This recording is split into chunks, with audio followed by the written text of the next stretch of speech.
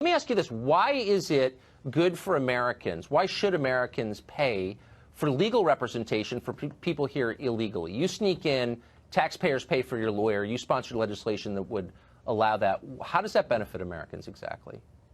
I think it's keeping true to who we are. When you have asylum seekers from the most violent, brutal countries in the world, like El Salvador, who are young kids or young families, I want to make sure that they have every opportunity to apply for asylum in this country, knowing the laws, having an advocate, and aren't returned to a country where they face, in some cases, certain death. But these are people, just to be clear, that came here illegally. They didn't come as refugees through one of our many programs to bring refugees here. Very often they came as asylum seekers who presented themselves to Border Patrol agents at the border, to customs officers at the ports of entry.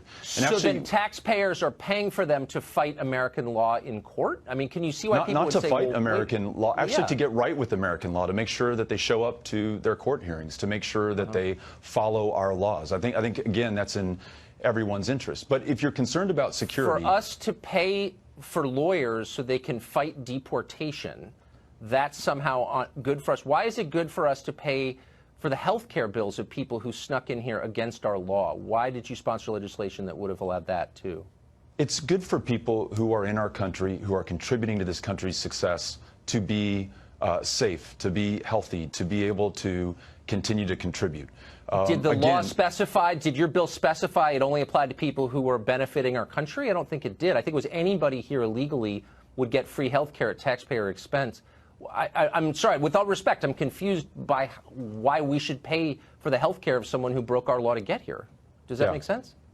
Yeah, I don't think you're reading the bill correctly, and I think you're losing sight of the benefit that we gain by those who are contributing to our communities, our states, and our country's success. Did that law specify that only people contributing to our country would get free health care, or did it also apply to, I don't know, gang members or vagrants? I think they were covered too.